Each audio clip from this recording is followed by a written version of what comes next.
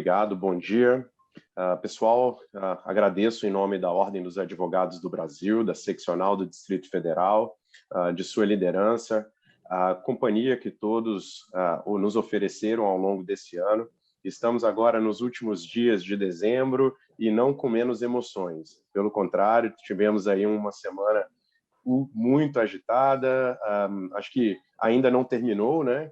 É quase que um dia de Hobsbawm, aí, um longo dia de muito maior do que as 24 horas. A gente está vendo minutas novas de marco legal, de textos aparecendo a cada momento.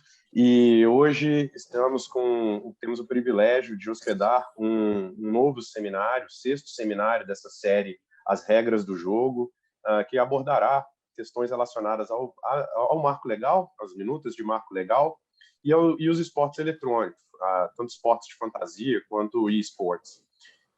Essa comissão, sempre faço uma apresentação, ela foi criada por profissionais, advogados, que em verdade não se conheciam, mas que se observavam em razão de demandas crescentes de seus escritórios, não necessariamente especializados unicamente em jogos, mas que por outras fontes estavam sendo provocados a se manifestar, seja pelo lado penal, tributário, patrocínio em mídia, e por aí vai, e se juntaram com a intenção de criar capacidade, divulgar conhecimento e a crescer essa rede de conhecimento, inteligência e uma rede executiva também no Brasil sobre as matérias de jogos, de gaming, gambling, por aí vai.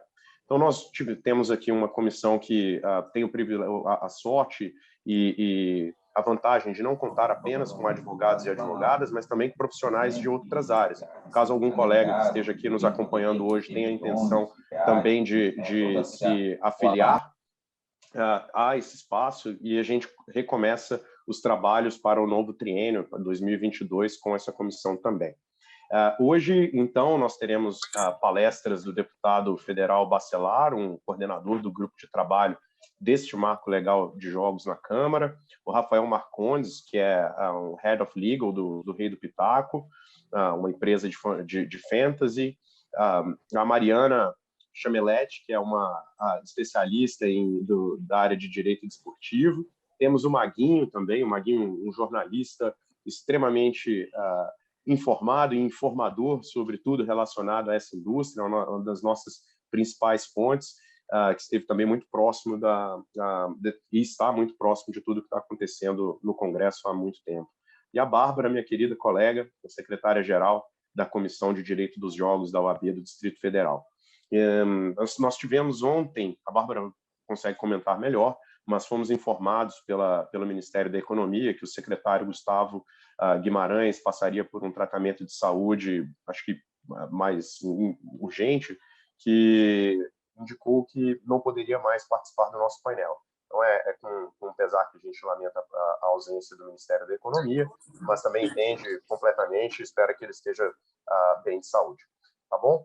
Bárbara, esses são meu desejo de boas-vindas. Agradeço realmente o apoio que todos nos deram ao longo desse ano, e segunda-feira, dia 20, temos mais para falar sobre jogo responsável. Um abraço a todos. Obrigado. É isso, obrigada, Sérgio. Faço as palavras do Sérgio minhas.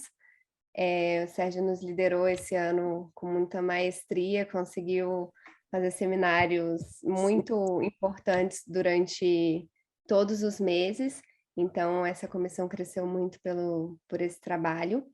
Eu agradeço a oportunidade também de estar à frente de um painel tão importante quanto esse, depois de grandes emoções durante a semana. Eu acho que a gente não poderia fechar a semana de melhor forma.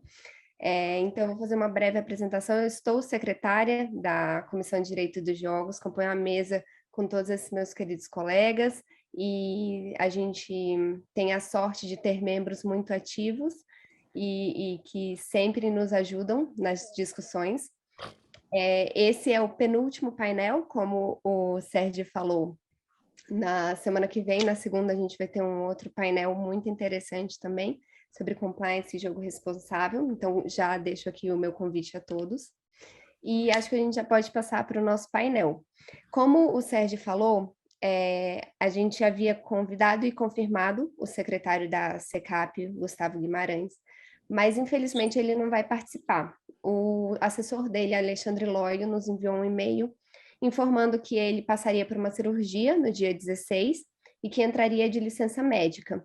E pela diretriz da SECAP, a representação tem que ser feita por ele ou pelo subsecretário, que, no caso, pelo tema, é o Valdir Eustáquio Marques Júnior. E ele não teria disponibilidade na agenda dele. Então, como o Sérgio falou, com muito pesar que a gente anuncia isso, mas a gente estima melhoras para o secretário. No lugar dele, a gente vai ter um expert no setor que acompanha muito de perto essa jornada dos jogos, o Magno José, que é presidente do Instituto Brasileiro de Jogo Legal. E desde já, em nome de todos da comissão, a gente agradece muito por você ter aceito esse convite e também por compartilhar com a gente todo o seu conhecimento. Ao lado dele, a gente vai ter o deputado federal Bacelar, que está em voo, está em trânsito, mas ele deve entrar até 11h30. E também agradeço muito ao Rafael e à Mariana que toparam esse convite, e sem eles a gente não conseguiria fazer esse painel, porque eles são essenciais para explicarem para a gente o mundo dos esportes eletrônicos, um tema tão cotidiano nosso e que por vezes a gente não tem tanto conhecimento como eles têm. Como o Sérgio falou, o tema do nosso seminário, então, é o Marco Legal dos Jogos e Esportes Eletrônicos, conhecidos como Fantasy Sports e Sports. E como uma breve introdução, assim, a gente sabe que os esportes eletrônicos estão presentes no nosso cotidiano. Quem é aí que tem na família, que jogue Free Fire, que jogue League of Legends, que tem o aplicativo do Rei do Pitaco baixado, que jogue o Cartola. Deixa eu mutar todo mundo. Enfim, que jogue até poker online, e a gente sabe que isso faz parte do cotidiano do brasileiro e vem ampliando. Então, esse painel, além de muito importante, é muito necessário nesse momento, depois da gente ter a aprovação do requerimento de urgência e início das discussões ontem pela Câmara dos Deputados. Então, para falar um pouquinho sobre isso para a gente, eu gostaria de chamar o Magno José. Vou ler uma short bio dele aqui. Jornalista especializado em loterias e apostas, editor do BNL Data e presidente do Instituto Brasileiro de Jogo Legal.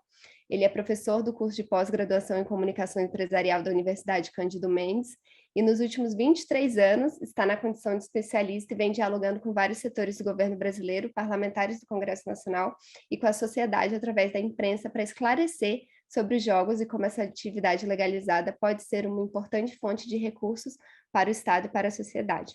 Então, é com muito orgulho que eu anuncio, e a palavra é sua. Bom, inicialmente, bom dia.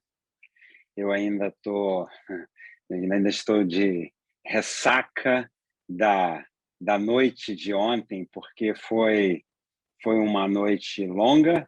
Na verdade, não foi uma noite longa, foi uma semana longa, porque desde domingo que a gente estava lá em Brasília conversando com os deputados, articulando, buscando apoio para a gente chegar ao resultado que nós chegamos ontem, que, na minha opinião, ele não é inesperado, porque ele foi fruto de trabalho, mas ele foi muito expressivo, e isso realmente foi uma grande novidade. Tá? Assim, eu vou fazer até um histórico bem rápido, só para as pessoas entenderem, que o 442 não chegou ao plenário ontem, por acaso. Esse trabalho começou lá atrás, ainda na eleição do deputado Arthur Lira para a presidência da Câmara dos Deputados. Um grupo de parlamentares, liderados pelo deputado Bacelar, conversou com o deputado Lira de que o relatório, o texto, o projeto, né, que tinha o substitutivo do deputado Guilherme Mussi, foi aprovado em agosto de 2016 e desde então ele estava na mesa diretora E durante todo o período da gestão do Rodrigo Maia, ele não avançou, não foi colocado em pauta, e sempre ficava aquela questão seguinte: não, a bancada evangélica não quer, a bancada religiosa não quer, a bancada de esquerda não quer. E o pedido desse grupo de parlamentares foi exatamente para que esse projeto, para que esse assunto fosse discutido, porque o parlamento ele é um reflexo da sociedade, principalmente a Câmara dos Deputados. E a melhor forma de você saber se realmente a sociedade quer aquele projeto é colocá-lo em discussão. E o deputado Arthur Lira, democraticamente, aceitou que colocaria o projeto em pauta assim que tivesse oportunidade. E foi exatamente o que aconteceu. Ele criou um grupo de trabalho há 3 meses atrás para poder atualizar a proposta.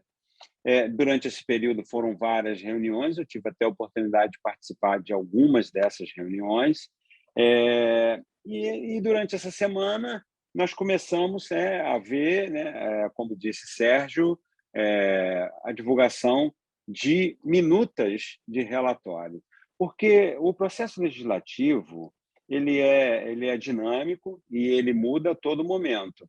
Dependendo de um apoio, dependendo que você não tem um apoio, você pode alterar o texto ou não para você conseguir a aprovação.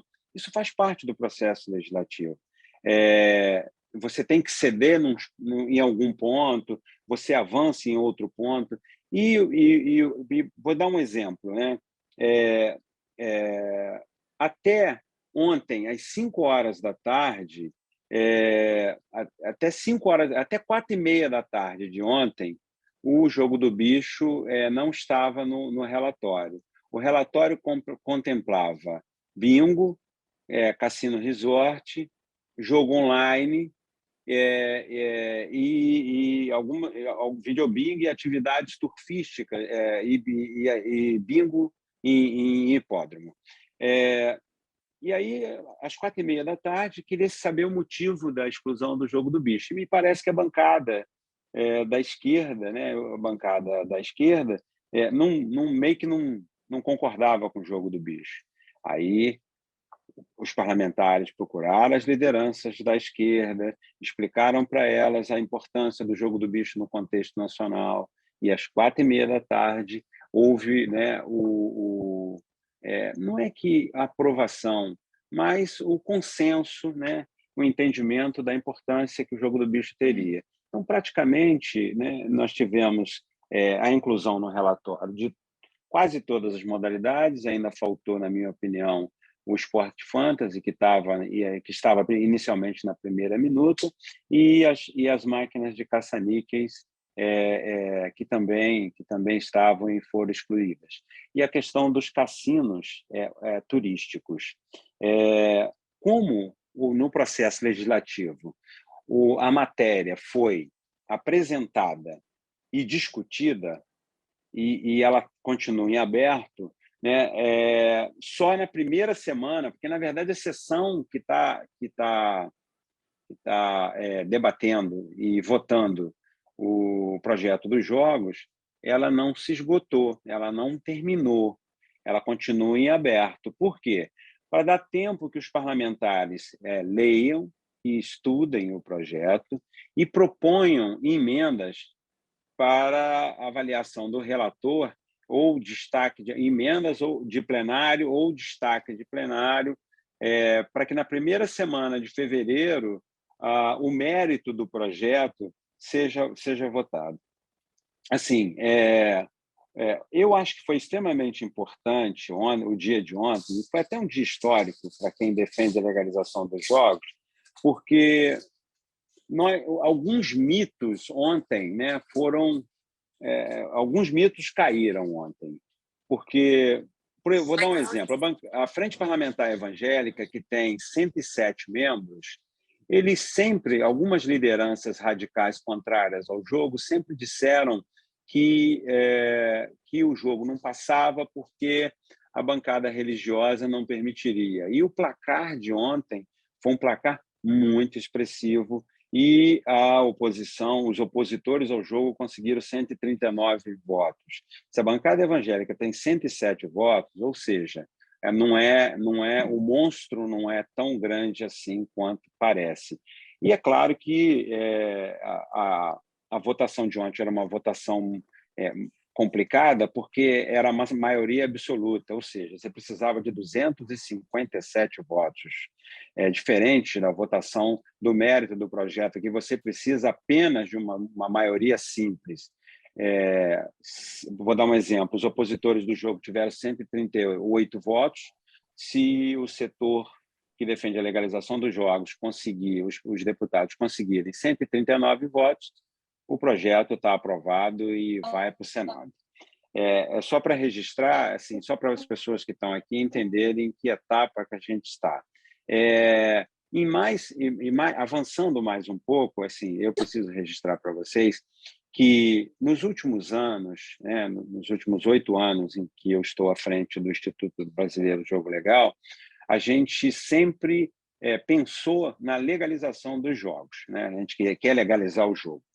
Aí, nos últimos 10 meses, nós tentamos modificar os nossos desejos e nossas estratégias. Como? A gente quer avançar uma etapa de cada vez. Então, agora nós entendemos que é importante avançar a Câmara. Só essa questão de, assim, só a votação ontem da urgência, aprovação da urgência, já mobilizou completamente o mercado de jogos do Brasil e o mercado de jogos do exterior. Os contatos que nós recebemos ao longo dessas 24 horas, né, foi muito importante. Por quê? Porque a gente vai ficando muito desacreditado. Nos últimos anos, a todo momento, né, eu estou vendo a carinha do Hamilton Nobre aí, eu vi o Hugo Bolgart, estou vendo algumas carinhas aí, fica assim, o meu amigo Júlio Pascoal também, fica aquela coisa assim, agora vai, agora vai, agora vai. Só que agora, efetivamente, agora vai. Né? A gente tem consciência de que agora vai, porque na primeira semana de fevereiro tem que ser apreciado o mérito. E aí, depois que a gente conseguir a aprovação na Câmara, aí nós vamos pensar no Senado, porque é mais uma etapa, e depois pensar na sanção presidencial.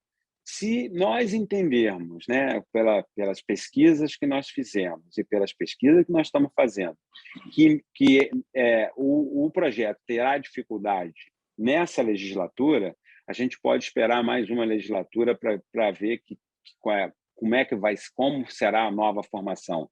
Se a gente perceber que o presidente da República vai vetar o projeto, a gente já tem que trabalhar a derrubada do veto, ou seja, não é fácil, mas está sendo extremamente prazeroso. Eu confesso para vocês que ontem foi um dia muito importante para as pessoas que querem ver o jogo legalizado nesse país. Eu acho que é isso, acho que é um panorama e só que eu queria dar para vocês. Se vocês tiverem alguma dúvida, eu estou à disposição para poder esclarecer, tá bom? Obrigado. Tá perfeito, Magno, obrigada. É muito bom ter esses bastidores seus. Eu queria te pedir só para comentar um ponto. Você falou que só a aprovação já mobilizou o mercado daqui, já deixou o pessoal do exterior também muito de olho. Como você vê a importância da legalização daqui comparada com os outros países? Assim, um briefing seu só para a gente concluir, passar para o próximo e depois a gente vem para as perguntas.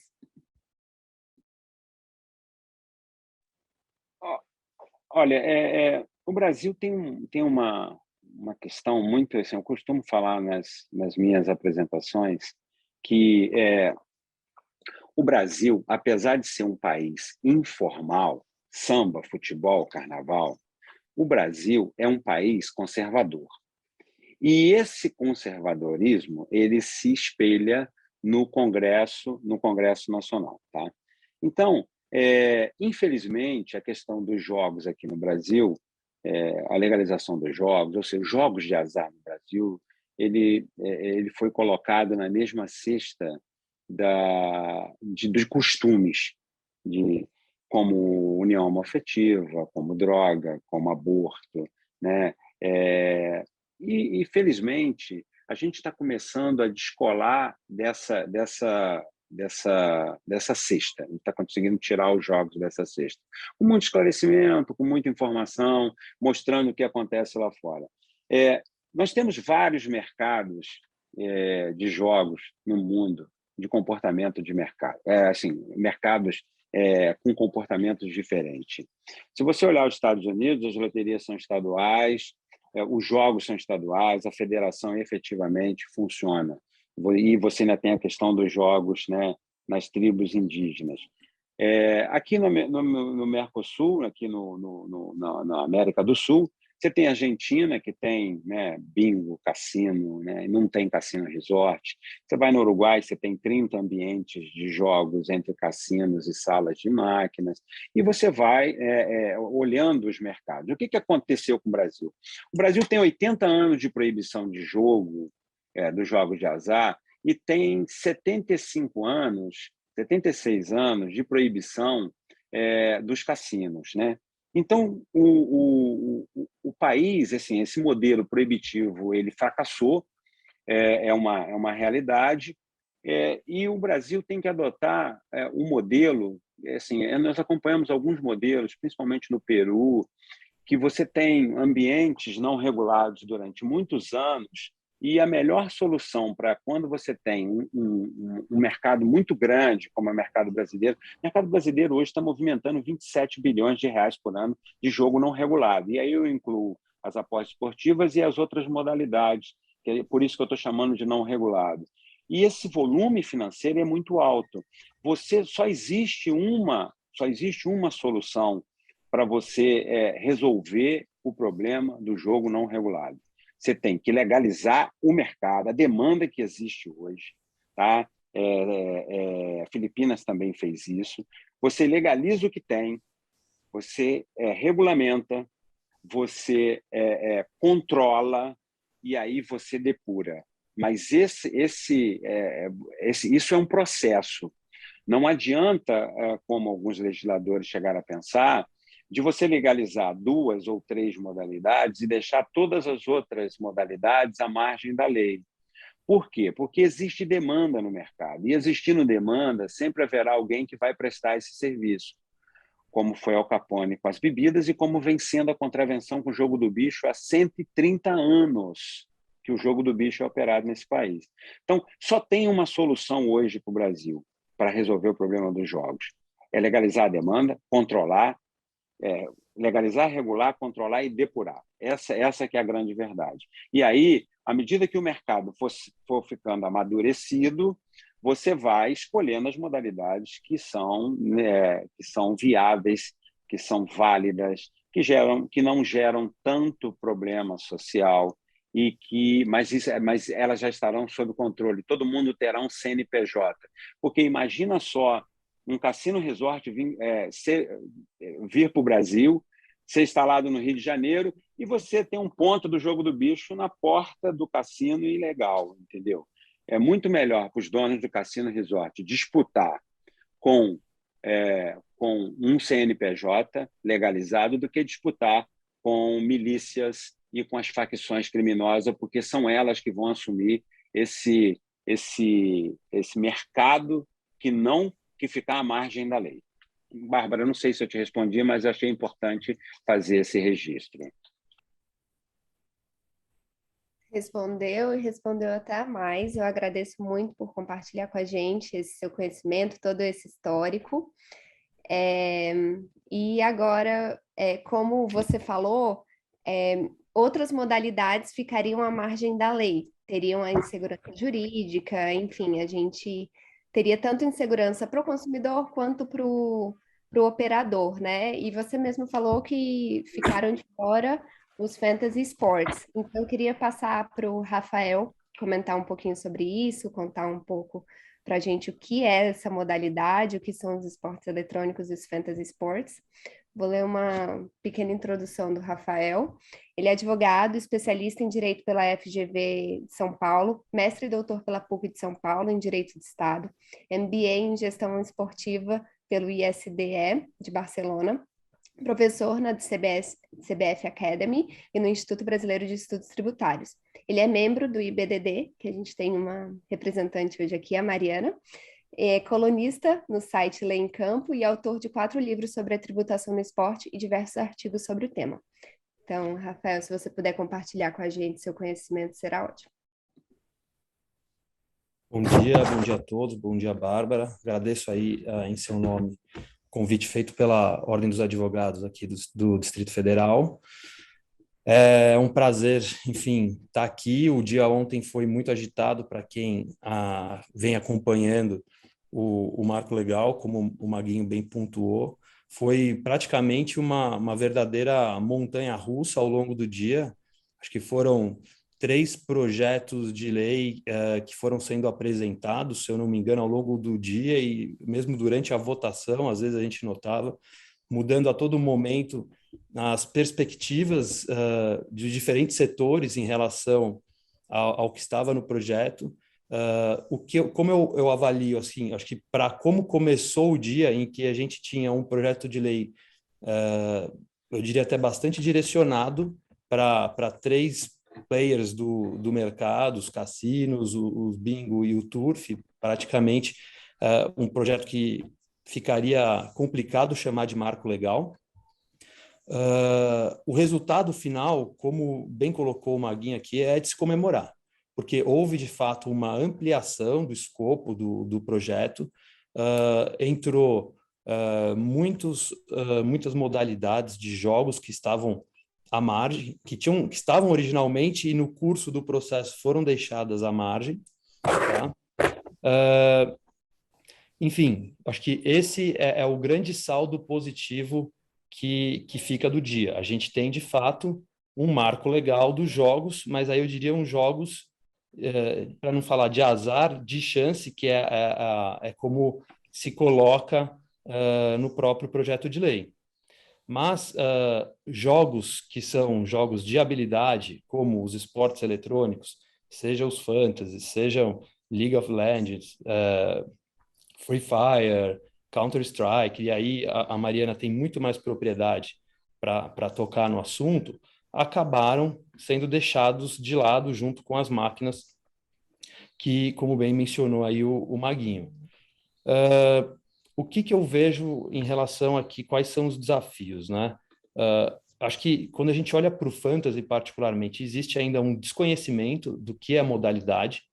O fantasy, ele nada mais é do que uma competição virtual, né? É uma competição assim como a gente tem com o basquete, com o vôlei, com o futebol, só que fora do plano real, a gente trabalha no plano virtual e da mesma forma que um League of Legends, de que um FIFA, alguma coisa assim. Na verdade, acho que a mensagem que é preciso ficar clara aqui é que no fantasy nós temos uma competição entre os usuários e não uma competição contra a casa, contra a banca, contra o operador. O operador aqui no esporte eletrônico, e aí isso vale para as diferentes modalidades, ele assume um papel de moderador, muito próximo do que a própria CBF realiza com o futebol. Ela só está ali para gerir a competição. Quem compete entre si são os usuários. Os usuários não competem contra a banca. Esse é o grande diferencial entre o que a gente tem nos jogos de habilidade, nos esportes eletrônicos, principalmente, e os jogos de chance ou de azar, como alguns falam. O que me preocupa aqui? Eu acho que a gente está... O marco legal, como o Maguinho iniciou muito bem falando hoje, ele tem aí anos que se aguarda, e décadas que se aguarda por uma regulamentação. Hoje os esportes eletrônicos, principalmente, sofrem com a precariedade de normas que vêm se propor a regulamentar suas atividades. Vou dar o exemplo do fantasy, e a Mariana pode, enfim, tratar dos esportes com mais propriedade. mas o Fantasy hoje ele é regulado pela Lei 5788 de 1971, que é uma lei que trata de sorteio, de vale-brinde e de concurso. Ou seja, uma atividade muito diversa do que a gente tem nos fantasy sports, né?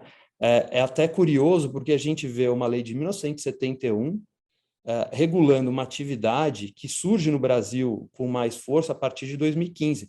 Então, a gente está falando de quase 45 anos entre a edição da lei e o surgimento da modalidade no Brasil, o que, para mim, evidencia e deixa bastante claro que a lei não foi pensada para a atividade, para o fantasy. Existe um gap informacional aqui, um vazio, uma lacuna, em que se tenta encaixar numa legislação que precede a internet, um jogo formatado para a internet, para o modo online. Então, basicamente aqui, a figura de linguagem para mim é tentar encaixar um quadrado dentro de uma bola. Não vai entrar. Não vai entrar. E o marco legal surge aqui como uma oportunidade única, não só para regulamentar, legalizar os jogos que hoje são proibidos, mas também para dar segurança para os operadores, para os consumidores, para os investidores que operam no mercado de esportes eletrônicos, que operam no mercado de jogos de habilidade, tá? A oportunidade que o marco legal, e esse eu acho que é a mensagem que eu quero passar aqui, o marco legal ele tem que vir com um propósito mais do que ser um marco legal dos jogos de azar, dos jogos de chance. Ele tem que ser um marco legal dos jogos em geral, para dar segurança e confiabilidade para a sociedade em geral. E fazendo isso, não me parece aqui adequado deixar de lado os jogos de habilidade. Sim, a gente, pelas circunstâncias de como tudo transitou ontem, o resultado é bastante positivo, isso é inegável, mas a gente ainda tem margem para alguns ajustes, alguns refinamentos nessa legislação, porque quem pôde acompanhar sabe que foi uma correria mesmo, então com inserções, adições que eram feitas ao longo do dia, e precisa de uma maior reflexão com relação a isso. E chamo atenção para o mercado de fantasy, porque o mercado de fantasy hoje no Brasil é um mercado ainda incipiente, mas com um potencial de crescimento fenomenal. E não faz sentido a gente tolher o crescimento desse mercado por uma falta de uma regulamentação clara. Se a gente for comparar o mercado norte-americano, anualmente são movimentados mais de 8 bilhões de dólares só com fantasy. Se a gente olhar o mercado global, pesquisas indicam que entre 2020 e 2026, ele projeta um crescimento de 120%. O fantasy ele também tem atraído muito o quê? O mercado feminino. As mulheres cada vez vêm se interessando mais na modalidade virtual e já se estima que até 2026 só a participação das mulheres no segmento deve gerar um crescimento da ordem de 800 milhões de dólares. Então, assim, eu trago esses números aqui para ressaltar que é um mercado com muito potencial, mas que hoje, da forma como está regulamentado, com legislações defasadas, não pensadas para a própria atividade, então que, de fato, não tem como regulamentar. Essa falta de legislação clara, ela gera uma limitação ao crescimento do segmento dos fantasy sports. Então, acho que essa é uma mensagem aí que eu queria trazer, que o Brasil tem uma oportunidade única de pensar um marco legal dos jogos e dos jogos de forma ampla, e aí não só jogos de sorte, e que sem uma regulamentação todos saem prejudicados. Consumidor, que não sabe seus direitos e garantias, porque não está previsto adequadamente, o operador, porque não sabe as diretrizes com a qual pode conduzir o seu negócio, o país, que deixa de gerar emprego e receita porque os investidores ficam inseguros de fazer aporte aqui nas empresas nacionais ou mesmo entrarem no mercado, porque ninguém quer pôr dinheiro em algo que é incerto e principalmente estrangeiro no Brasil. Estrangeiro sempre tem uma preocupação em previsibilidade. E hoje o que a gente não tem aqui nesse segmento de esportes eletrônicos é previsibilidade. Então, acho que esses eram os pontos que eu queria trazer aqui. Agradeço novamente o convite, Bárbara, e, enfim, fico também à disposição para eventuais esclarecimentos e questionamentos. A gente que agradece, Rafael, é bom ter essa visão do setor em si, você trouxe dados e isso acredito que seja muito importante até mesmo para a tomada de decisão no legislativo e no executivo. Então, obrigada por compartilhar com a gente, explicar o que é o Fantasy. E eu acho que para complementar o que você está falando, seria bom a gente escutar um pouco da Mariana, o que são os esportes, a representatividade também, complementando essa sua fala e explanação que foi muito boa para a gente. E vamos ver se a gente consegue dar um pouco mais de segurança para todos esses operadores, né? Então, Mariana, se você puder falar, a Mariana ela é advogada, pós-graduada em Direito Penal e Econômico, especialista em Direito Esportivo, Compliance e Compliance no Futebol, coordenadora regional de São Paulo e membro do Grupo de Estudos do IBDD, procuradora do Tribunal de Justiça Desportiva do Futebol Paulista e procuradora-geral do STJD do Judô. Ela vai contar um pouquinho para a gente sobre esportes, a visão dela, sobre o esporte em si. Então, Mariana, o palco é seu. Obrigada, Bárbara, pelo convite. Obrigada, Sérgio, presidente da comissão da OBDF. Bom dia a todos. Eu já vou partir de alguns pressupostos que já foram colocados, então, que o Rafael acabou facilitando um pouco o meu trabalho.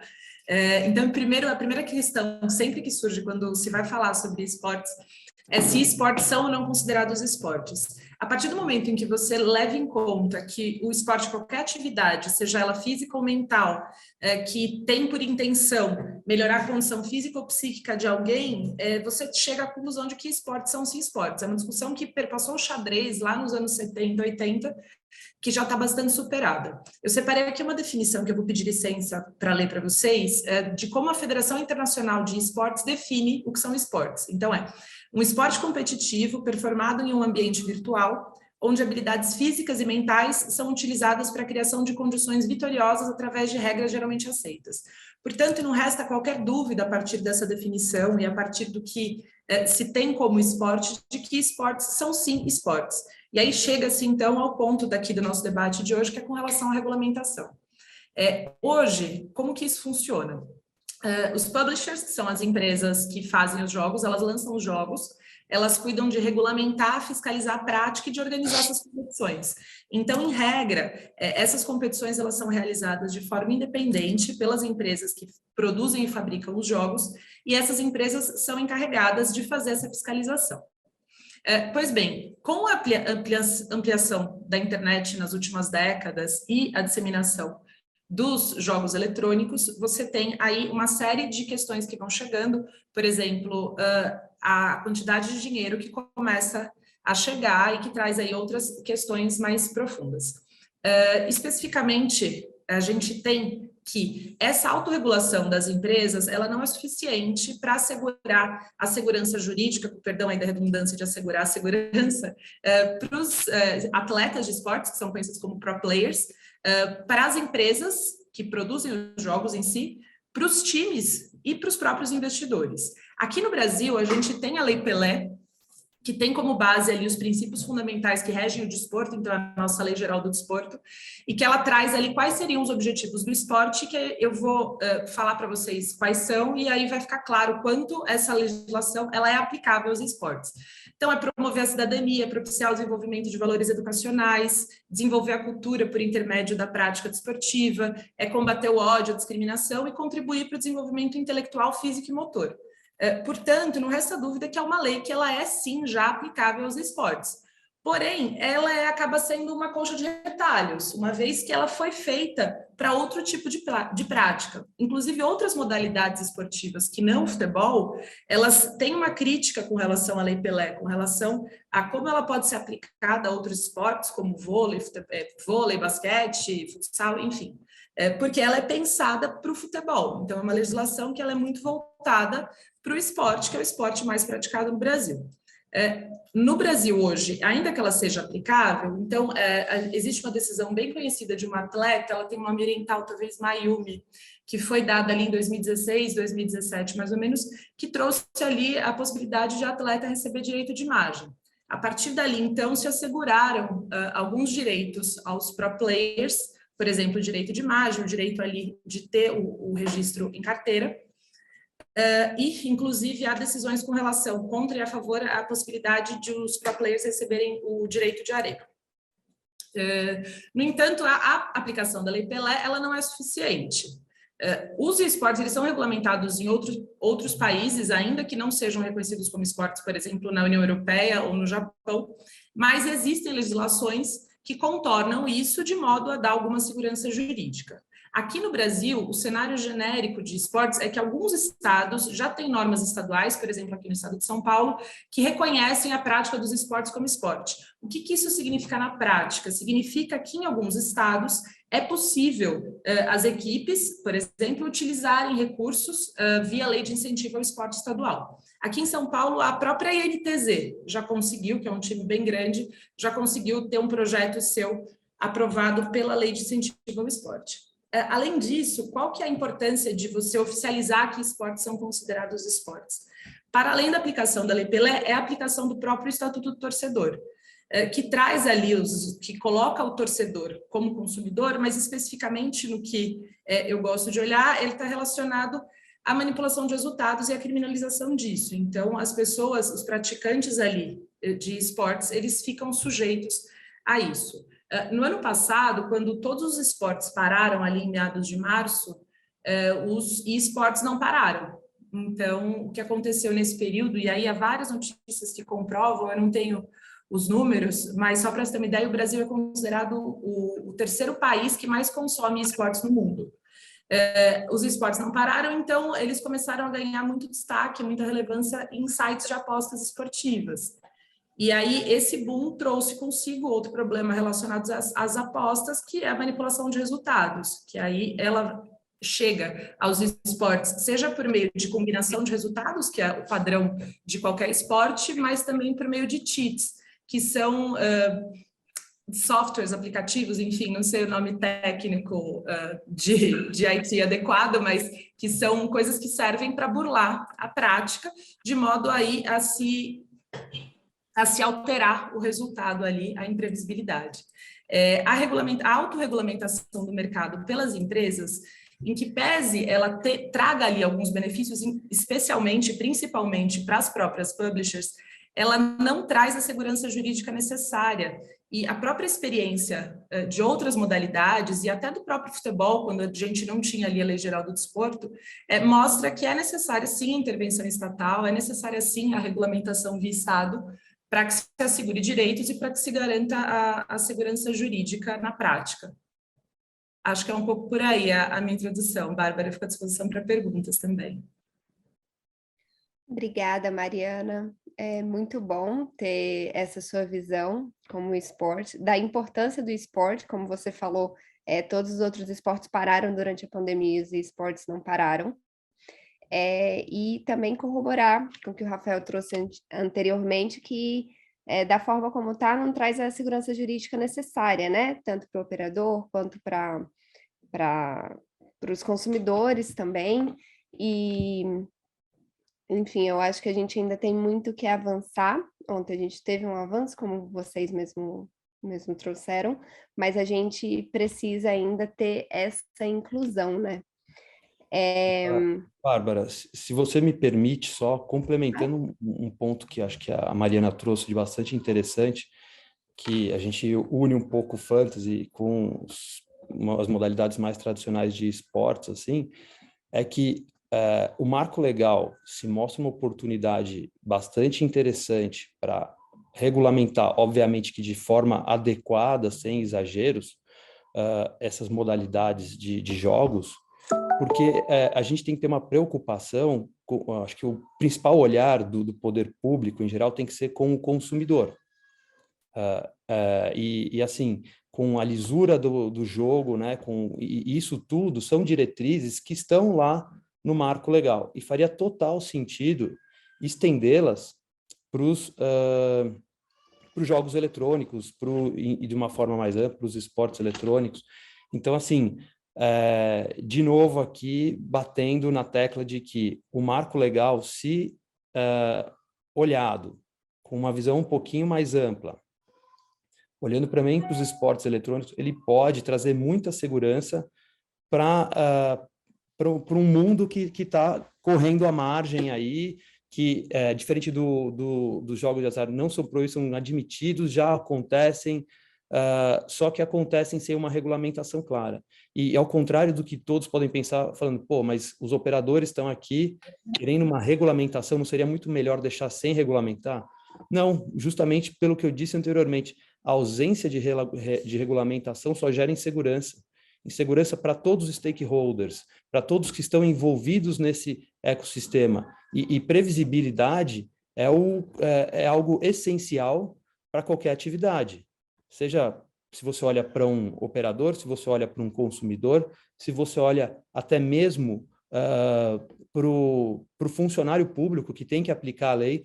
No nosso caso, a gente se vê muitas vezes o funcionário público, pelo dever de observar a legislação, ele se vê na obrigação de aplicar ao fantasy uma legislação de sorteio, uma legislação que trata de vale-brinde, de concurso, o que não faz o menor sentido. E, assim, é uma pena mesmo que o secretário Gustavo tenha passado por esse problema de saúde, não esteja presente, mas em outras oportunidades e conversas que tivemos, ficou claro que muitas vezes o funcionário público, ele se sente amarrado a uma legislação inadequada e vendo a necessidade de aplicar ao operador, ao usuário, algo que ele mesmo sabe que não se encaixa bem.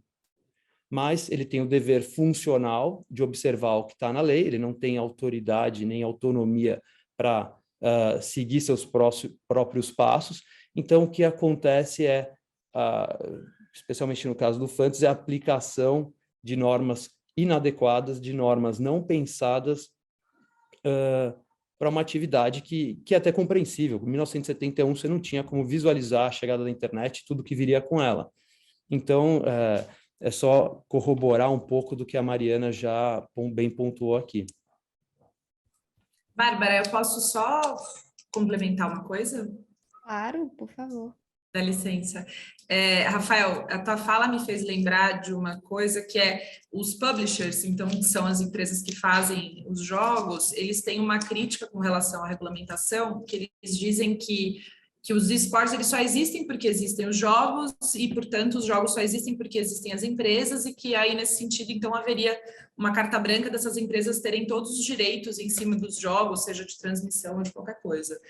Essa crítica, ela é um tanto quanto não só egoísta, né, do ponto de vista do que se refere aos direitos, mas ela mostra o quanto é inseguro, porque, por exemplo, essas empresas elas têm a capacidade, inclusive, de aplicar pena de banimento aos atletas, banimento vitalício, que é uma coisa que é vedada pela Constituição.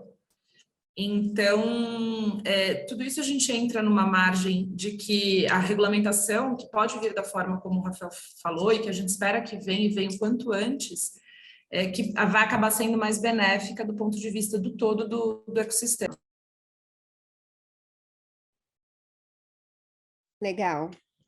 Acho bem importante trazer essa visão de vocês, porque por vezes a gente escuta que, enfim, já teriam outras legislações aplicáveis, isso seria suficiente.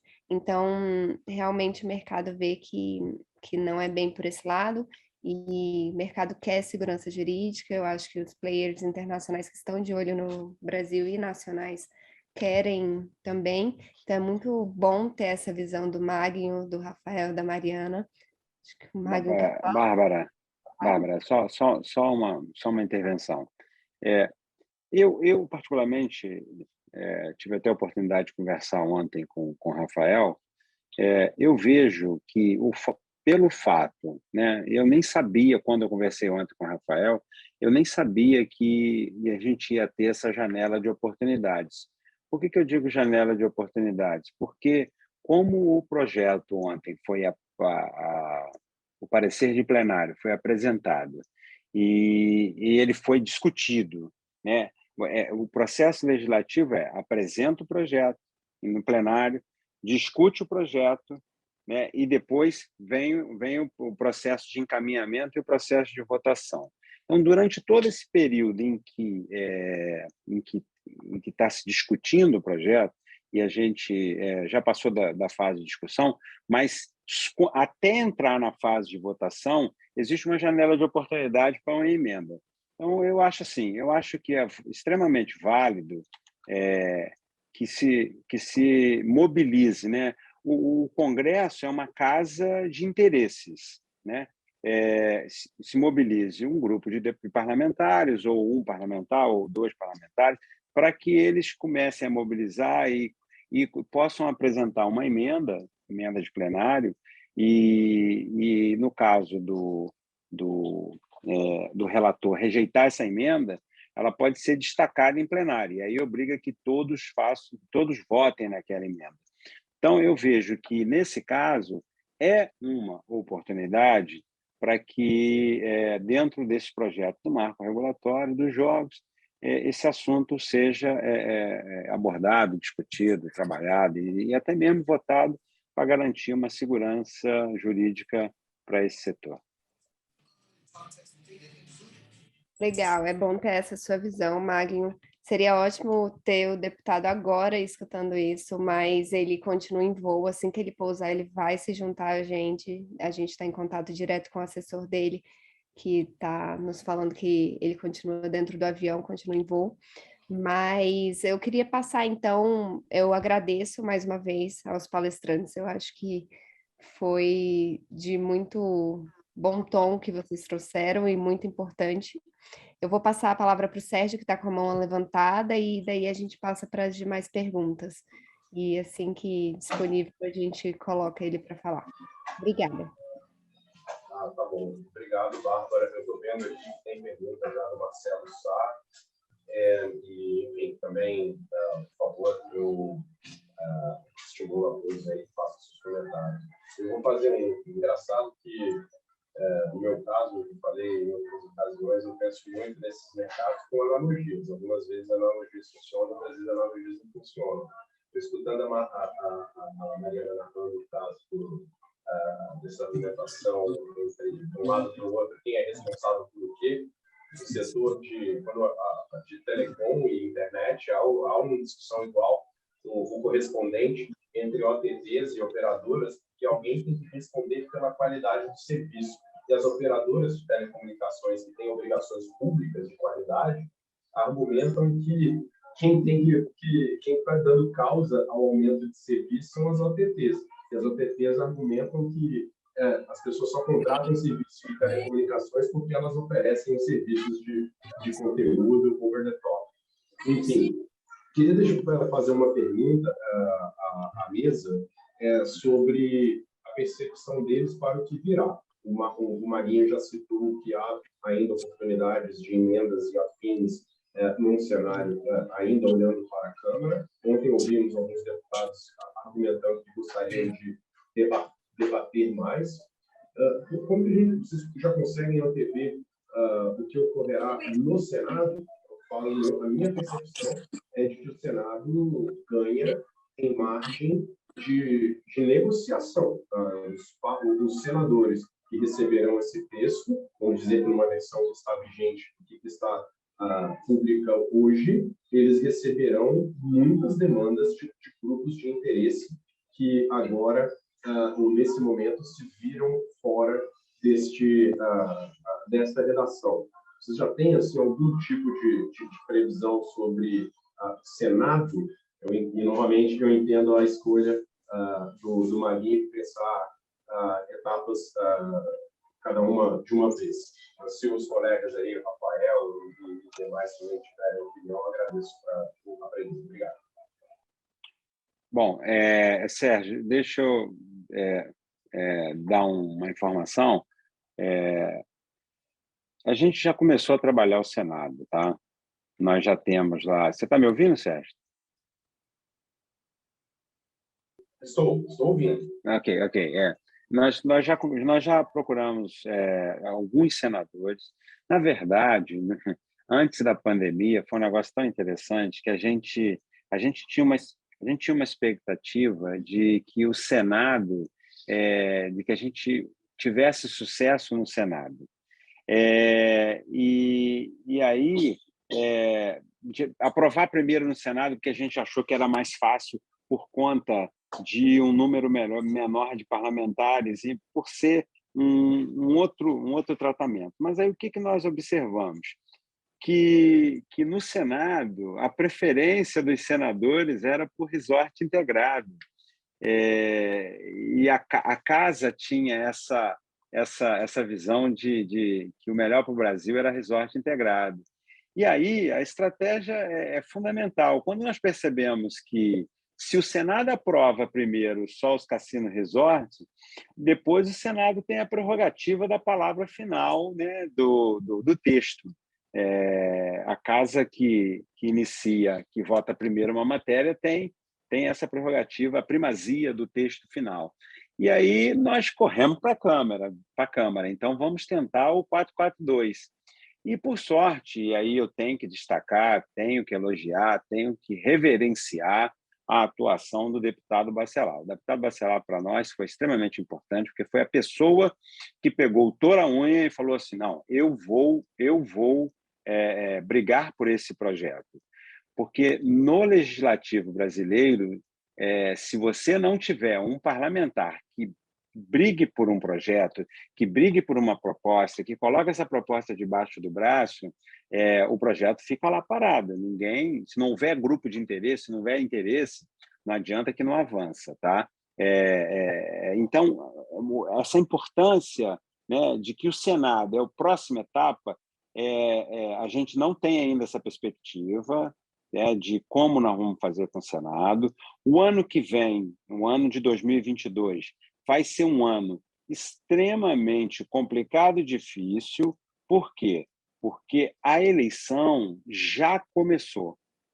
E, a partir de abril, esquece, nós já não conseguimos avançar em mais nada. Eu já passei por 2 anos eleitorais durante o processo de legalização dos jogos no Brasil, e a partir de abril, o país, o parlamentar, o senador, os senadores e os deputados, eles só pensam na reeleição deles. Então, tanto é que nesse período, inclusive, as duas casas estabelecem até períodos curtos de votação de matéria, períodos de semanas concentradas para poder votar determinadas matérias. Se a gente não conseguir avançar até abril, tudo indica que nós só vamos retomar o processo em 2023. Só aproveitando aqui, para complementar em resposta ao que o Sérgio ponderou, eu acho que, de fato, fica aberta uma janela. Essa janela me preocupa um pouco, talvez, por ser mais estendida, pelo volume de demandas que podem chegar, e aí, no meio de um volume muito elevado, algumas demandas mais importantes podem se perder, mas, enfim, pelo lado positivo, a gente tem um tempo de maturação para tentar refinar alguns pontos, principalmente considerando que muita coisa foi inserida no texto no próprio dia de ontem. Então, às vezes, nem tudo está completamente alinhado ali dentro. Bom, especificamente com relação aos esportes, se a regulamentação não vier agora, ela virá em algum momento. Já existe outro projeto de lei em tramitação no Senado, que é da senadora Leila, que trata exatamente sobre isso e das especificidades da necessidade de se ter uma lei geral que regulamente também os esportes. Obrigada pelas contribuições. É legal ter essa quase uma ativação da bola de cristal, né, do que vai acontecer e das dificuldades que a gente vai ter nos próximos anos, caso a gente não avance. Eu queria passar a palavra para Milton, que está há um tempo com a mão levantada. Hamilton, é sua palavra. Bom dia a todos. Eu queria só aqui manifestar os parabéns aí. Vou concentrar na figura do Maguinho, mas eu sei que o Maguinho não trabalhou nessa grande luta e extensa luta sozinho, tá? Uma equipe muito grande de pessoas, muitas pessoas estão nessa sala, que participaram ativamente desse trabalho, cada um com seu grau de contribuição, mas certamente o Maguinho é o grande artífice desse projeto, tá? Obviamente que todos nós temos as nossas convicções e temos as nossas ideias a respeito do conteúdo do material que foi aprovado ontem. Eu confesso a vocês que nunca tive na minha vida ler tantas versões diferentes em tão pouco tempo, tá? Foi uma coisa frenética. Ontem foi uma coisa extremamente frenética. Amanheceu 6 horas da manhã com uma coisa completamente diferente do que tínhamos dormido no dia anterior, e ao longo do dia já mudou mais 2 ou 3 vezes. Mas independente se temos um texto bom ou se não temos um texto bom, temos um texto.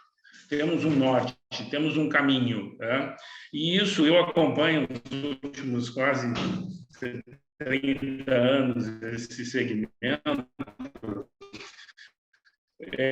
Hoje, realmente, a gente está mais próximo de ou ter a regulamentação ou, pelo menos, a gente definir que vai continuar tudo como está. Tá? Que é um grande desastre para o setor, é um grande desastre para qualquer segmento, mas é uma escolha que o Congresso vai fazer. O fato é que há 30 anos esse projeto tramita e há 30 anos o Congresso não define, e agora está próximo de haver uma definição. Obviamente, ainda que vai haver o embate ainda na Câmara, vai haver um embate no Senado, certamente vai haver espaço para emendas e não vão faltar oportunidades, até pelas versões anteriores do texto.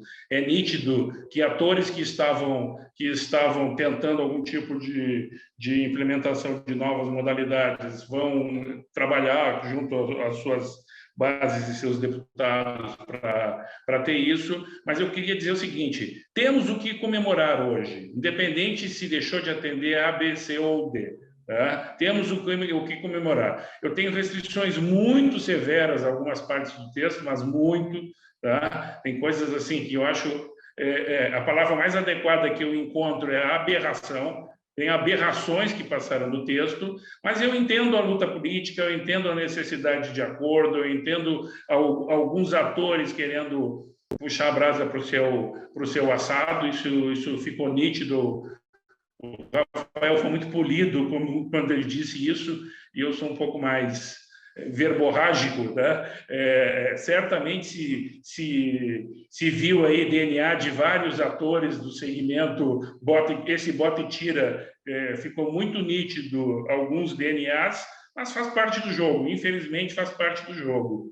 Gostaria eu de que essa discussão fosse pautada exclusivamente com todos e com a amplitude possível, exclusivamente na questão técnica. Mas não é assim que funciona. Eu só queria dizer o seguinte: eu acho que principalmente a oportunidade para o esporte, se não for agora, ela tem que haver uma consolidação. Eu já tive a oportunidade de falar um pouco com o Rafael a respeito disso também. Acho que tem que haver uma consolidação e um trabalho específico, porque não pode um setor desse, um setor com um manancial de crescimento brutal, ficar num limbo que as loterias, por exemplo, ficaram por 50 anos. Tá?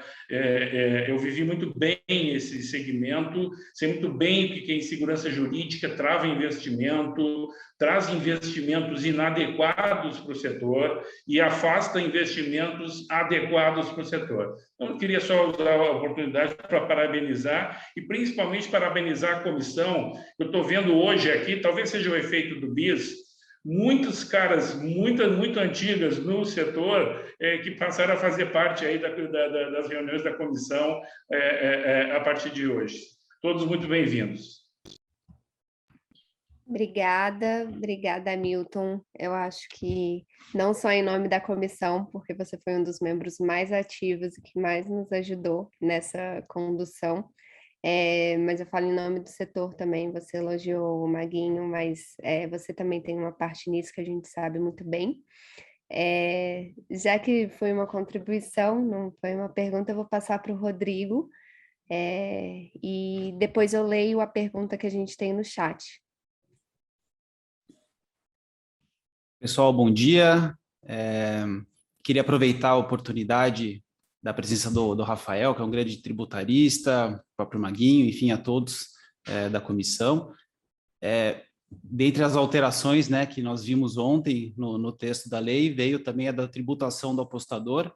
Esse é um assunto que sempre me interessa muito. Ali foi uma alteração substancial dentro do que a gente tinha visto até hoje. Agora, na última minuta, é o artigo 112, falando que a tributação vai ser em cima de prêmios acima de R$10 mil, dentro de um período de 24 horas. Então, de certa maneira, ainda mais se a gente levar em consideração a tributação dos prêmios de loteria, né, que é o que está vigente hoje, isso eu vejo com bons olhos, né? Me parece que seria muito bom, mas queria entender de vocês, né? Qual que é a chance disso ir adiante? O próprio deputado Bacelar tinha dito no BIS que teve um embate ali com a Receita Federal, falava assim 20% ou 30%, agora era 30%, já passou para 20% de novo, mas enfim, queria só escutar um pouco de vocês aí, o que vocês acham em relação a esse artigo 112, por favor. Bom, Quem fala? Eu falo? Pode falar, depois eu complemento, mano. Não, Rafael, por favor. Pelo amor de Deus, você é especialista no assunto. Não, que é isso. Assim, eu me lamento um pouco porque tinha um dispositivo muito interessante na lei que focava muito no apostador, que era a questão da tributação, de tratar, assim, de criar uma janela do tipo, de compensação de perdas e ganhos dentro de 30 dias. Isso tinha sido uma inserção feita na legislação que eu achei muito oportuna, porque quem trabalha com fantasy, quem trabalha no segmento de aposta esportiva, não faz sentido você tributar no momento da distribuição do prêmio, porque o usuário, muitas vezes, ele pega o que ele ganhou a premiação e joga no mesmo dia em, sei lá, em uma ou diversas outras jogadas, apostas, e aí gera umas distorções, muitas vezes bizarras, do tipo, o cara ganha uma premiação de 5, na sequência perde 10, mas mesmo assim ele tributou os 5 que ele ganhou, tendo saído com enfim, com um saldo negativo ao final do dia. E o projeto, uma das versões aí que vinha originalmente antes das mudanças radicais aí que passou pelo dia de ontem, ele trazia essa janela que trazia uma compensação dentro de 30 dias entre perdas e ganhos, que eu acho que é extremamente salutar, especialmente quando a gente pensa que tem gente que vive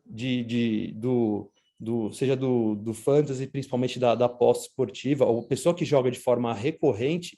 Essa era uma medida muito salutar, mas que agora eu vejo com uma certa dificuldade, e aí eu não sei a impressão dos demais aqui, na medida em que as apostas esportivas foram retiradas do escopo dessa lei.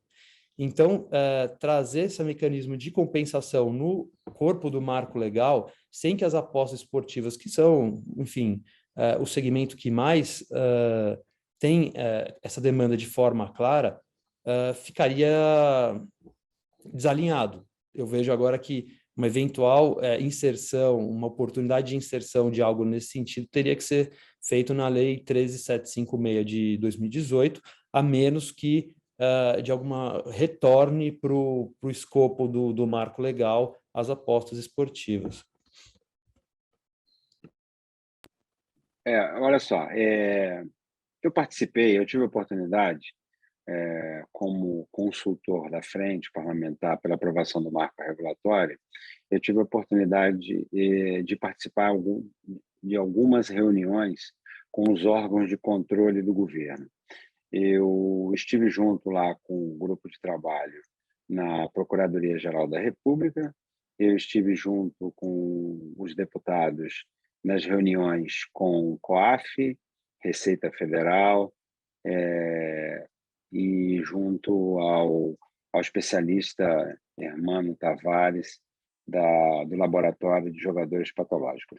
Na reunião que nós tivemos com a Receita Federal, eu fiquei muito impressionado de ver o comportamento, a sanha arrecadatória da Receita Federal.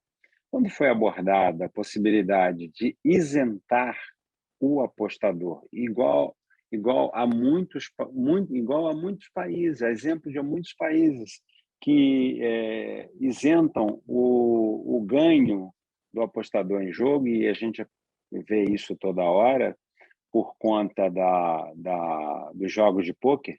Por exemplo, agora no WSOP, só foram tributados os jogadores em que, nos seus países de origem, a tributação de jogo ela existe. O ganhador do prêmio máximo, né, o campeão do WSOP, levou para a casa dele limpinho o dinheiro, porque na Alemanha não se tributa o apostador.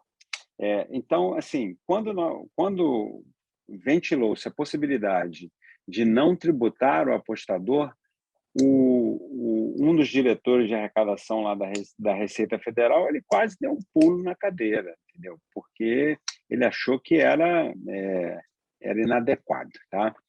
E o projeto, na minha opinião, assim, ele já tem um avanço que é exatamente, ao invés de tributar o apostador em 30, em 20, tributar em 20. Eu, particularmente, acho que a Receita ainda vai dar um pitaco aqui, através do Ministério da Economia, né, do governo, com relação a essa tributação. Um outro tema que não foi a pergunta de Rodrigo, mas que é importante destacar, é que a tributação, a CID dos jogos, tá? Ela ficou em 17%. Essa tributação é 17% da receita bruta, sendo que a receita bruta, né, é a diferença entre os valores apostados e os prêmios pagos, que, na verdade, a gente chama de líquido, do resultado. É uma boa tributação. É claro que é uma carga tributária ainda pesada se você considerar que uma empresa de prestadora de serviço aqui no Brasil, e jogo é empresa prestadora de serviço, ela tem uma tributação de lucro presumido na faixa de 17,33%. Eu estou falando aqui com vários advogados especialistas em tributação. Então, a gente vai ficar com uma tributação, mesmo assim, alta, mas com todas as pessoas que eu tive a oportunidade de conversar, elas entendem que essa carga ainda é uma carga que dá para operar, né? Sem maiores problemas, tá? Então, assim, só para agregar esse valor, é claro que o projeto ele está em discussão, a gente ainda tem um caminho para percorrer e, com certeza, nós vamos ter alterações nessa proposta, tá?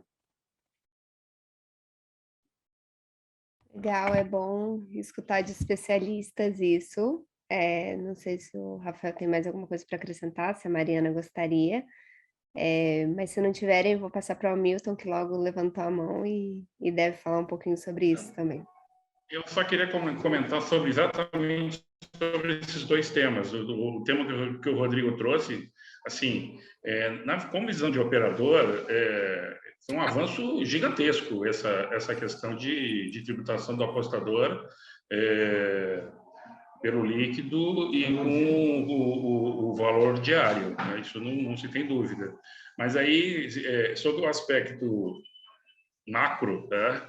No momento que o senador Ângelo Coronel, que acho que é o relator, inclusive, no Senado da questão dos jogos, está tratando da questão da tributação da pessoa física e está com uma dificuldade enorme de subir o limite de isenção de R$ 1.903, está trabalhando com 3.300, entende que vai ter uma demanda muito forte, que o governo está trabalhando com R$ 2.500 para o trabalhador, me parece que aí o Maguinho vai ter que criar todos os antídotos porque a Receita vem para cima com uma tributação acima de R$10.000, quando o trabalhador está se falando em 2.500 e 3.300. Só um sinal de alerta, Maguinho, vai ter muita pedra no seu sapato. E com relação à tributação, o meu entendimento, não sou advogado, a gente teve a oportunidade de trocar algumas mensagens ontem durante a frenética troca de versões, né?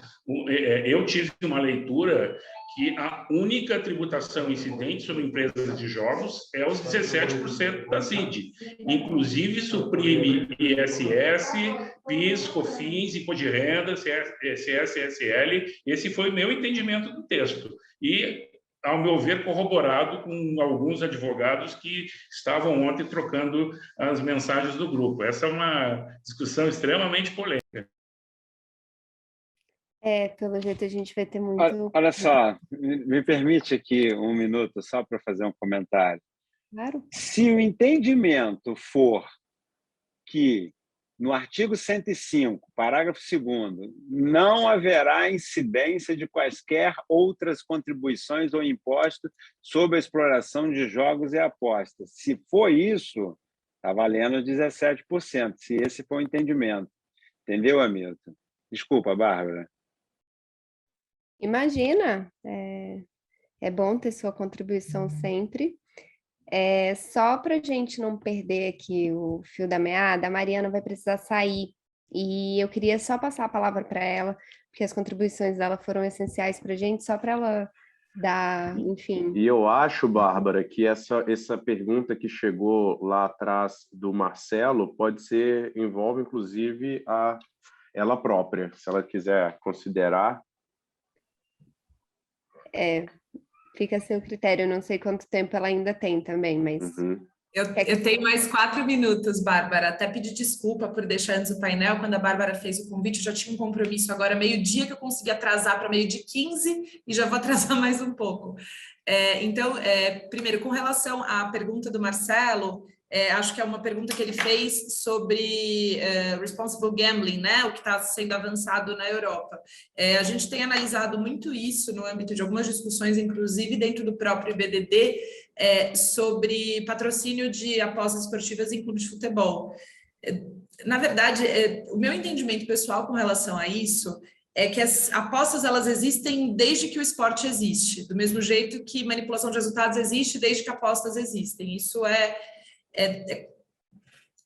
contracultural, porque é uma cultura negativa no que se refere à manipulação, mas apostas é uma cultura. Você proibir simplesmente dá margem para as coisas atuarem à margem da regulamentação. Então, eu sou favorável a que haja regulamentação, a que as coisas não sejam proibidas, mas permitidas, tributadas, regulamentadas, de forma a gerar recursos financeiros, a gerar empregos e assim a economia girar de forma melhor. Bárbara, muito obrigada de novo pelo convite. Rafael, Maguinho, é sempre uma aula quando eu os ouço falando. Acho que eu nunca tinha tido a oportunidade de dividir mesa com vocês, mas há muitos anos eu acompanho o que vocês escrevem, o que vocês falam, e estou muito grata por poder aprender com vocês mais uma vez. Queria pedir licença para mandar um beijo para a Juliana Malafaia, que está aqui na sala, que é minha amiga de Brasília, que faz anos que eu não vejo, dentre outros amigos que estão aqui na sala, especialmente o Renato, que também me ajudou bastante a construir aqui a minha fala para o painel. Então, obrigada de novo, Bárbara, Rafael, Maguinho, Sérgio. Estou sempre à disposição da comissão para a gente poder bater papo sobre diversos assuntos. A gente que agradece, Mariana. Obrigada pelas suas contribuições, foram essenciais. Obrigada por arranjar um tempinho aí na agenda também. E... Bárbara, deixa eu te pedir uma gentileza. Eu acabei de receber uma mensagem, que eu estou com o WhatsApp web aberto aqui na minha frente. O Caleb pediu para pedir milhões de desculpas porque o Bacelar não vai conseguir entrar na reunião. Ele ainda está voando. E eu acho que, assim, eu depois até peço para ele, para vocês, para que ele reagende em uma outra oportunidade, um papo, né? Ele vai ter bastante tempo agora, por causa do recesso legislativo, e eu sei que a semana que vem é a última semana, mas janeiro está aí, né? E a gente pode retomar o diálogo. E aí eu prometo, pessoalmente, de conseguir na agenda dele uma outra oportunidade para ele falar com todo mundo aqui, tá bom? Segunda-feira a gente tem mais um evento à noite sobre jogo responsável, né? Acho que vai ficar muito em cima para ele também, mas é uma mesa equivalente a essa. Eu posso perguntar para ele, sem problema, Sérgio. Eu faço até essa consulta agora. 7 horas da noite, a gente tem GLI, a gente tem 2 advogados que vão tratar da parte de compliance e jogo responsável e uma psicóloga. Se ele quiser dar uma palavrinha, a gente já encaixa logo para segunda-feira. Eu vou falar com ele vamos agora. Para frente. Vamos para frente. Pessoal, agora que eu puxei a palavra, só um comentário em relação a essa parte tributária, divisão de outros ambientes também. Eu trabalharia com uma visão, infelizmente, bastante de pouca expectativa para o lado de jogadores. Assim. Esse comportamento que o Maguinho citou, por exemplo, de receita, muito refratária a uma leitura, por exemplo, de tributação sobre o líquido do histórico de aposta, num caso específico, por exemplo, do marco legal de startups, em que havia um formato equivalente, em que argumentava-se que aquele investidor anjo que investe em 10 startups, ele nitidamente não vai acertar nas 10. Então, a ideia era que tributasse o líquido daquelas empresas que têm sucesso e daquelas que não têm sucesso para aumentar o capital empreendedor no Brasil. E o comportamento foi exatamente o mesmo aqui do que estamos vendo. A receita é extrema, embora você consiga endossos de outras áreas no Ministério da Economia ou de governo federal, mas o pessoal não consegue e não tem muita maleabilidade para endossar essas visões que diferem no tempo, uma carteira que seja de investimento ou que seja no nosso caso, do entretenimento aqui. Isso é realmente um desafio muito grande. E Sérgio, só um ponto que eu acho que é curioso, né? Que a Receita, às vezes, ela age de forma contraditória. Porque ao mesmo tempo que ela rechaça para esse segmento, por exemplo, de apostas e como você mencionou no caso do marco das startups, se a gente olhar para o mercado financeiro, a questão dos fundos de investimento, se a gente olhar para a própria questão das ações, existe uma janela de compensar perdas e ganhos de aproximadamente 1 ano. E a gente tem instrução normativa da própria Receita Federal regulamentando isso. Então, é muito curioso, por assim dizer, esse tratamento tão díspare entre setores. Há uma falta de linearidade e ainda que se argumente pela correspondência e quando há analogias, por exemplo, de risco-retorno, qualquer coisa desse tipo, enfim, concordo contigo aí também, nem sempre fica fácil mostrar o óbvio, parece comportamentos um tanto erráticos. Bem, gente, já falei mais do que imaginei aqui também. De meu lado, obrigado aí pelo painel e foi mais um painel de sucesso. Mais alguém quiser puxar a palavra, estamos aí. Eu queria dar a palavra para os palestrantes, eu acho que a gente não tem mais perguntas, queria dar a palavra para os palestrantes, agradecer o Maguinho, agradecer a oportunidade, agradecer ao Rafael pela experiência também. Foi bom escutar sobre essa janela de oportunidades que a gente tem agora, né? Graças a um grande avanço de ontem. É bom ver que nem tudo está resolvido, a gente ainda vai ter muita questão para trabalhar, a questão dos jogos de habilidade, a questão da tributação e todo um resto ali que, enfim, ficou de fora. Mas a gente sabe que a oportunidade está aí, como o Maguinho falou, se não na Câmara, no Senado, quando dá sanção. Enfim, a gente vai acompanhando de perto. Foi muito bom ter essa visão de quem participou de dentro do processo, ter essa visão da indústria, então trazer dados, trazer as definições para a gente também, para deixar tudo mais claro. Infelizmente, a gente teve algumas faltas, mas como muitos aqui já me mandaram mensagem, acho que não teve prejuízo para o painel, vocês trouxeram brilhantemente todos os assuntos. Eu agradeço, Maguinho, pela fala em nome do nosso coordenador do grupo de trabalho. Espero que a gente possa tê-lo em breve, mas de toda forma, reitero que não houve prejuízo, vocês conseguiram pelo menos na minha visão e de quem já me mandou mensagem, trazer o assunto de forma muito clara. Então, eu queria passar, se ninguém mais quiser falar, eu queria passar a palavra para o Maguinho e depois para o Rafael, para as considerações finais. E, enfim, fiquem à vontade também para falar. Bom, primeiro eu queria agradecer à OAB Distrito Federal pelo convite, agradecer a paciência de vocês de terem, né, dedicado 1 hora do dia de vocês a esse debate, a esse bate-papo, né? E eu tenho que registrar que eu estou lotado de felicidade, porque vocês não podem imaginar o que é trabalhar num setor marginalizado há 24 anos, em que você não podia falar absolutamente que você trabalhava para os jogos, né? Para os jogos de azar, que você era realmente, né, marginalizado. Eu lembro a primeira vez, essa história é muito interessante, se você me permite, eu conto rápido.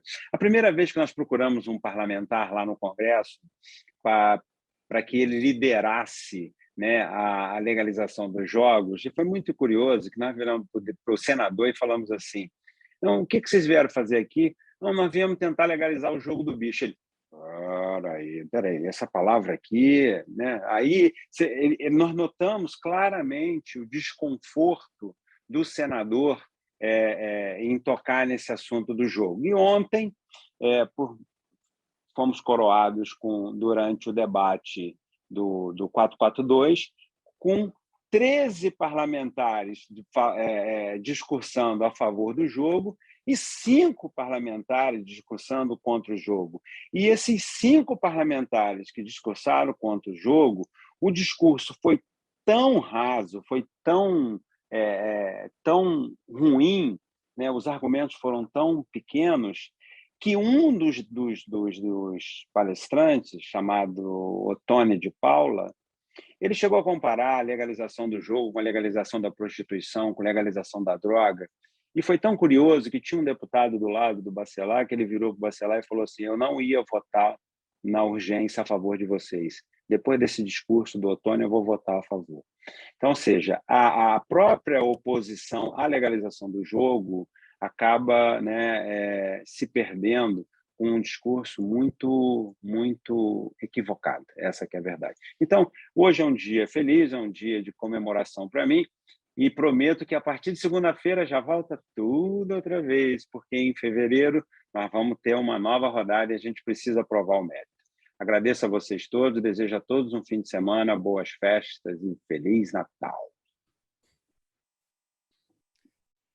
Também aqui aproveito para agradecer a oportunidade aí, o espaço aberto pela OAB do Distrito Federal aí, sempre muito gentil.